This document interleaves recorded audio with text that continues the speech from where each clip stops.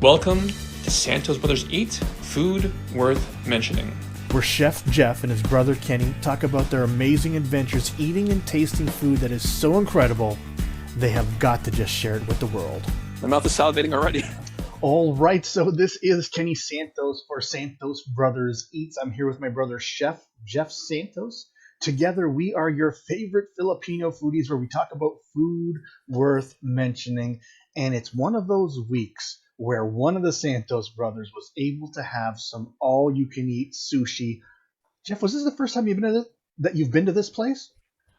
Yes and no. So we're talking about Kino Sushi, Kino, in Barrie, Ontario. As most of you know, Dylan lives in Barrie with his mom. So it was Dylan's birthday this past week that we're recording. And so myself, unfortunately, Kim couldn't make it. So I went up to Barrie and celebrated his birthday. And we did a place called Kino Sushi. The reason why I say yes and no is apparently, so not apparently, it used to be called AYCE, AJISAI Sushi. Years ago, or maybe recently changed over to Kino's. I'm not too sure if it's the same management or same owner, they just changed names, or just a totally different company just took it over. But yeah, I've been to this location when it was known as AYCE Sushi. Same thing, was all you could eat. But the interior, like when we see the pictures, the interior was sort of like, it was a bit like really 80s sort of decor. But when you look at the pictures, they really made it, the wall decorations are fun and beautiful. You know, sort of that nouveau Japanese interior looking walls. Okay, yeah. So all you can eat sushi. Mm-hmm. It's in Barrie. Is this the only all you can eat sushi in Barrie? Like, I don't know. No. What's a sushi scene like in Barrie? There's at least maybe 3 or 4 restaurants that have all you can eat sushi. I know Dylan and his family in Barrie, they'd like to have one that's on by the lake. I think it's called Sakota Sushi. But I asked Dylan where he wants to eat for his lunch, and he goes he wants to try this new place on Bayfield Street. So for those of you that sort of know Barrie, Bayfield is sort of the main highway, or is known as Highway 27, I believe, as well. But yeah, if you are on your way past Barrie, it's easy access on and off the highway. If you want to grab some lunch, if you're in Cottage Country, or if you're in Barrie, there you go. That's pretty cool. Okay, so this is kind of like Dylan's first time too, kind of, right? Because he said he wants to try it out. Right? Yes, yeah, gotcha. That's right. Now I'm understanding this. So Kino Sushi. You know, I saw some of the pictures, and I wish that I was able to join you next time I go up. So we're going to talk about that a little bit. What I'm actually going to do before we move forward is just bring you out to Kino Sushi's webpage, right? And that's it. What we'll do is we'll include the webpage or their website in the show notes. They don't have any other social media presence, so they don't have Instagram, Facebook. And what's interesting is that on their website, this is purely to order online. There is not even any mention that it's an all-you-can-eat sushi place. Yeah. And I remember even like before we started the podcast, I even asked Jeff. I said, Jeff, is this the same place? Like, does that logo, is that the place you were at? He says, yeah, that's the same place. That's it. So this is not a mistake. You know what? They just choose not to advertise it. So, or maybe they haven't done so yet. Maybe we'll see some social media presence in the future. But yeah, this is their website. And so I guess we should go right into the pictures. What do you think? Yeah, let's do it. There we go. Now, this is Jeff was talking about the nouveau Japanese, how the interior got renovated and upscaled. So let's talk about this a little bit, Jeff. Yeah, so if you look, it's really fun and inviting. You know, it's the sort of Hello Kitty, sort of Hello Kitty-esque, not Hello Kitty trademark, Hello Kitty-esque sort of mascots, or, you know, on the walls with the Mount Fuji in the background there. And all 4 walls, except for the window, sort of have that same sort of look to it. So when you first walk in, you know, it's like, oh, wow, it's very inviting. It has the cherry blossoms, the pagoda arch over there. But yeah, it sort of, you know, makes you feel it's very brightly lit. So, you know, it looks nice. It's welcoming to come in. Like most izakayas, the host and the staff, when they see you, they greet you in the Japanese formal way. So yeah, it's very inviting to be inside, and I'm pretty sure the tables are new, or at least they were sort of renovated or covered, because yeah, the furniture looks sort of brand new. I'm trying to remember what it looked like when I first went there at AYCE, and I know it didn't look like this at all. So yeah, congrats to them for a nice rehaul on the interior decoration. How long has this Kino Sushi been there? Do you know? To be honest, I'm not too sure. Maybe, so it's May now. Yeah, to be honest, I'm not too sure. Let's give it maybe 2 months. Oh, okay, so it's new. Yeah. New. Oh, actually, you know what? Dylan, as most of you may or may not know, Dylan does work for DoorDash, and he has mentioned he's done some pickups here before. Okay.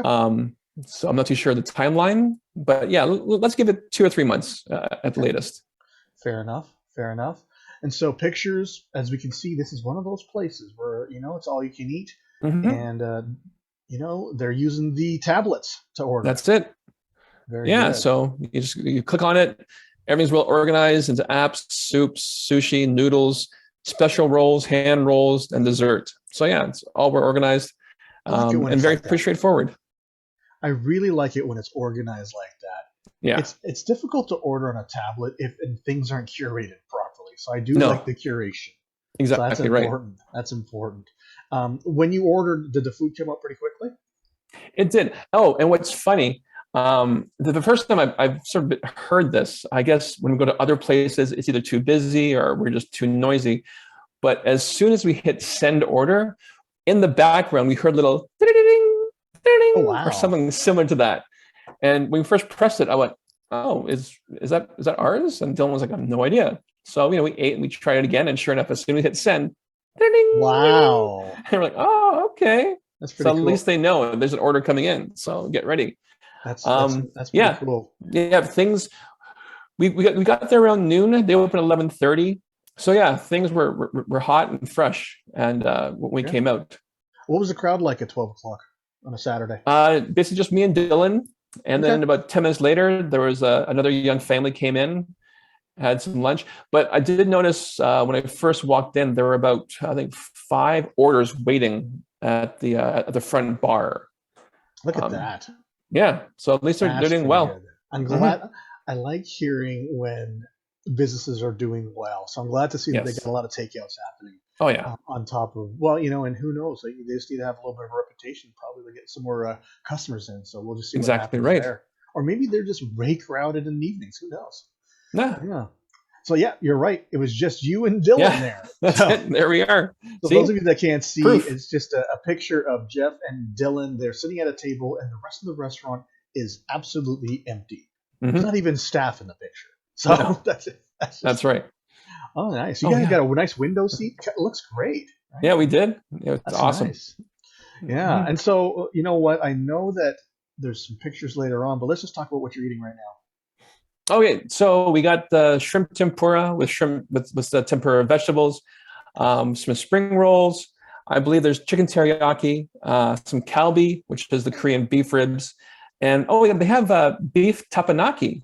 So for those of you who can't see, or for those of you who can see, it's the dish that's right in front of me.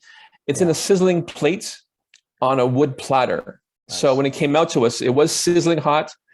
And the waitress said, "Don't touch the metal. You can touch the wooden part, but don't touch the metal." Nice. And then we got some beef teriyaki there, and of course 2 bowls of rice to soak up any liquid or sauce from the meat. What's this? That was Dylan's salad. I was wondering if that was a salad. Yeah. Okay. He just finished it, and that's what that is. Very. Some vegetables. Good. We need some vegetables. How was the teppanyaki? Teppanyaki was okay. Good to know. So right off the bat, most of the food, yes, they were fresh. It was hot, but it lacked just some flavor overall. All of it, or just teppanyaki? Oh, most of it. All of it. Wow. Yeah. Oh no. I know. No. Unfortunately, a lot of it needed some more flavor, either a bit more salt or something. Yeah. Wow. It just needed, the tempura vegetable, everything. All right, the tempura. Maybe not, but actually the dipping sauce within tempura wasn't as strong as I'm used to. Interesting. So, yeah. Interesting. Very. Oh wow. So yeah, almost you know what, a little sounding disappointing there for a little bit. I it will is. say I gotta ask though. You know what? Um, typically the sushi did that lack flavor because that you don't usually salt. You don't need to be they don't need to No, season that. So the sushi was good. good. I think the rice wasn't up to what you would like from Sushi Legend or wherever the place that you like best. Yeah, Well, that's tough. That's yeah, tough. That yeah. is no, but it's tough to get to that standard though. At an all you can Hmm. eat, that is tough to get to that standard. Oh yeah. I think. So yeah, so we got some salmon, very good. Hmm. And then we got is that pad thai? What is that? Yeah, it's pad thai, and I think Dylan ordered chicken stir fried chicken udon Mm, noodles. Actually, the pad thai wasn't too bad, and the chicken udon, yeah, was okay as well. gotcha, You know, gotcha. what I do sort of recommend, well, not recommend, but I liked the shrimp pad thai. It only had one shrimp on top, and I was like thinking, I guess because all you can eat, they don't want to splurge on the shrimp.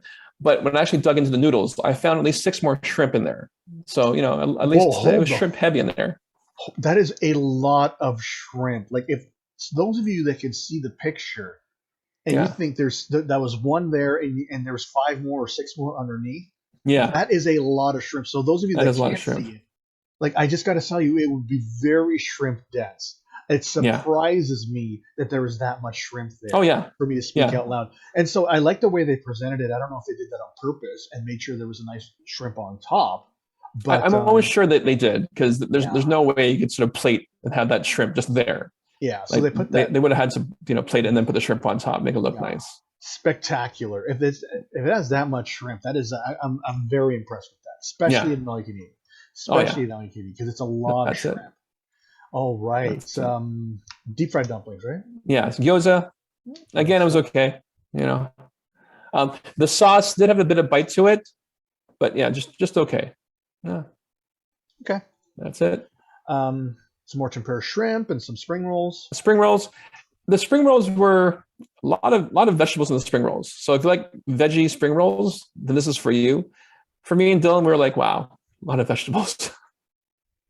Well, So I know hold on a second. No, spring rolls supposed to be vegetables, aren't they? I know, but it was like really jam packed with vegetables. Okay, yeah, because Yeah, typically like this is just vegetables. Like, yeah, yeah. yeah. So okay, I I just know it's weird again to say, but there's a lot of vegetables in there, just really packed in there, eh? really Like, packed in. It was like, wow, oh, it's a lot of that's vegetables. pretty fun. Probably a lot of cabbage, eh? Actually, a lot of carrots more than anything else.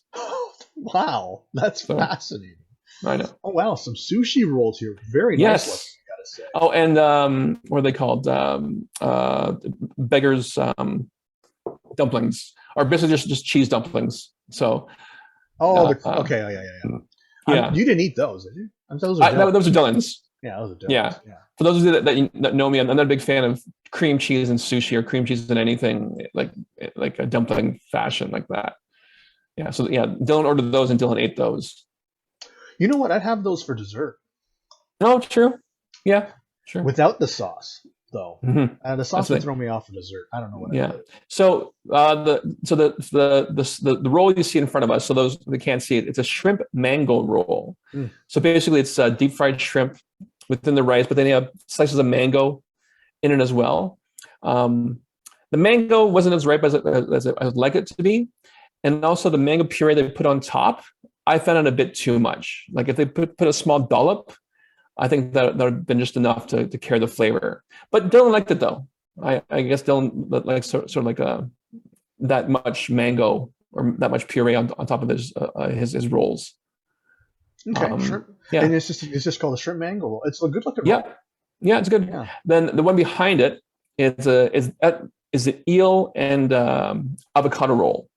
that's a good one. So yeah. Yes. So the only reason I got that one, that was really the only sushi that had eel in it that didn't have cream cheese as well. There was one that has eel and cream cheese. I was like, oh, I don't want that one. But I saw that one. Like I'm surprised that with that they don't offer eel as part of their the maki. I was like, oh, that's weird. So That is. yeah, So they didn't have nigiri eel. They didn't have that. no, they didn't Oh have it at all. wow. Yeah, I was surprised too. Did I you was have like, any oh, other nigiri besides the salmon? no, No, Oh wow. I'm not a big fan of whitefish or tuna or surf clam I gotcha. or crab. Yeah, yes, yeah. If I was there, I would have gotten the mackerel. Okay. Yeah. Okay. So there's the teppanyaki. Teppanyaki and the beef teriyaki. Very good. Again, unfortunately, needed a bit of salt. Needed something just to Wow. boost the flavor. Wow. Yeah, Wow. So it's more sizzle than steak, yeah, right? Wow. yeah. And then this is Now, dessert, right? here's dessert. So here is kind of the redeeming factor. There's Okay. one thing on this dessert menu that I've never seen before. So we had deep fried banana, that's in the background, but in front of the picture Now hold on a is, second, Jeff. Hold on a yes, second here. go So we have the ahead. deep fried banana, and then we're going to talk about something that's a redeeming feature. And Yes, so, yeah, we're going to talk about that right after the break. Sound fair? sounds good. All right.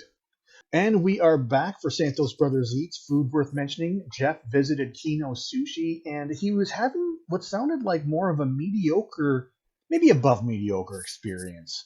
Yeah, A lot of the cooked foods lacked salt, or maybe not salt, but necessarily flavor. And he said, you know what, the dessert did have a redeeming quality. We're going to talk yeah, about that next. So we mentioned that you had the fried bananas, which are yeah, awesome, by the way. And it then what else is. did you have? So for those of you, I forgot what episode it was, when we go to Chaco, I'll eat barbecue. For dessert, we often finish the meal off with mango ice cream. And the Santos brothers and their cousins will go through 4 or 6 little cups of mango ice cream just to finish the meal. So Dylan and I, we ordered some mango ice cream. Unfortunately, there was like a powdery back taste to the ice cream. You know, we kept eating it, and I think I didn't finish mine, or I just added more deep fried banana to my ice cream just to make it more Wow. palatable. Yeah, it was really weird. It was really weird. They also had vanilla and strawberry, but we didn't order any of that. We just went right for the mango. But yeah, and not too sure why or what the brand was, but yeah, I had this powdery back taste to it. Well, that certainly is not the redeeming quality, but I do want to No. talk about mango ice cream for a little bit. Is Yes. that when you have mango ice cream, especially if it's an all you can eat sushi place, you are kind of taking your chances unless you've been there before. Yeah. And as far as we've gone, like there's only been 1 or 2 places where it's just been very subpar. It's kind of like it looks orange and it's sweet and it doesn't really taste like mango. It's just, maybe That's and it right. kind of smells like mango, but it doesn't really taste Yeah. like it.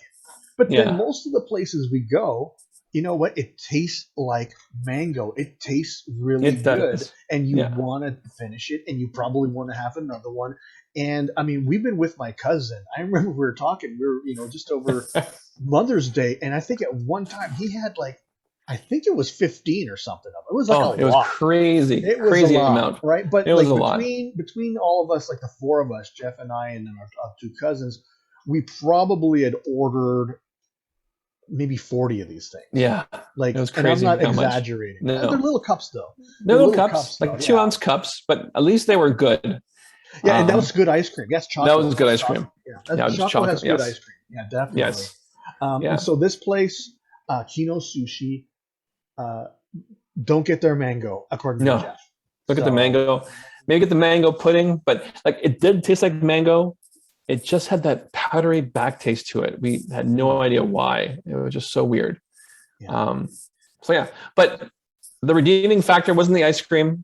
It was what we see in front of us now. It's something that I've never seen before. Deep fried milk. Okay. Yes, you heard me. Deep fried milk. We've had something pretty close to deep fried milk. We've had deep fried butter. Yeah, deep fried butter. We've Yes. had that. Yeah, we've had that. But at least with butter, you know that it is a solid mass to begin with. Mhm. So it is quite easy to scoop it, bread it, and deep fried ice cream, same sort of idea. Yeah. So this did specify deep fried milk. Okay. So it comes in, what we saw is deep fried little balls. They could look like Timbits, but can you go to the next picture? And then we'll see what it looks inside. So that's what it looks like inside. So it's a shell. It does look like it's like cream cheese, like someone deep fried cream cheese, but it's a very sweet and creamy middle. So it was nice to nice crunchy outside, This one I took it apart with my hands, but the rest of the ones I sort of bit into, and yeah, good contrast. They were still hot, so good contrast with the crunchiness. But then we have that milky, sweet, milky flavor. No powdery taste, but milky taste. Nice smoothness to it. Was it sweet like condensed milk sweet, or not that sweet? Yes, it was. Yeah. So do you think they use condensed milk then? Because this is fascinating to me, like how they're made. I'm not too sure what they use, but I looked it up when I got home, and there's several recipes. And so basically, there's one that is like their 3-ingredient deep fried milk recipe. Is it basically what it is? The ingredients? Is gelatin one of the ingredients? No.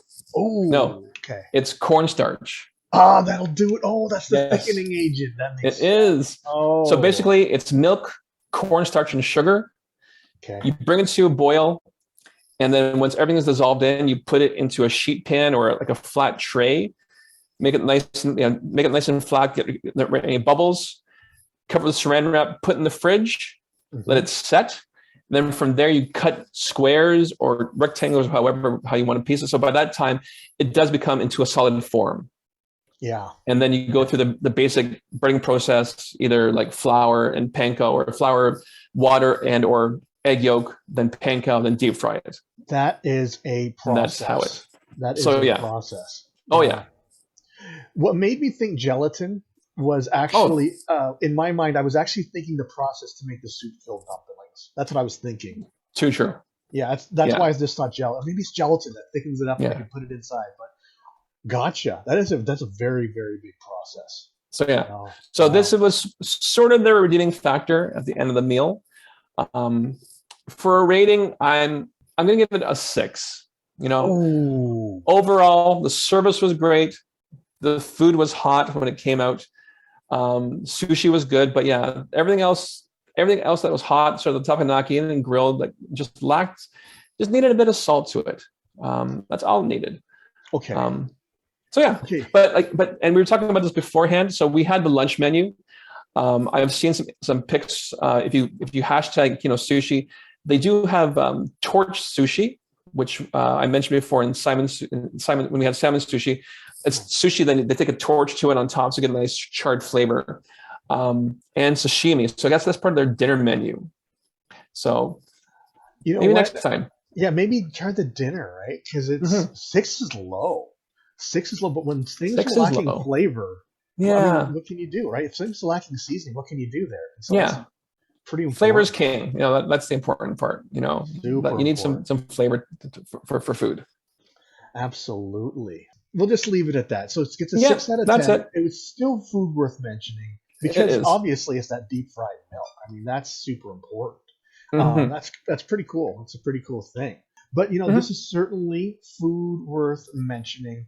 And if you're getting value from our podcast, and whether that value is our entertainment or you do like the recommendations this week, not so much of a recommendation, maybe for supper or dinner, right? But whatever it is, then if you're finding that value, we invite you to either like, subscribe, share, comment. It is, again, a super easy way and simple way for you to support our podcast and to do so for free.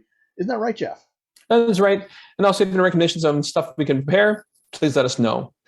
And remember this quote from Julia Child: people who like to eat are always the best people.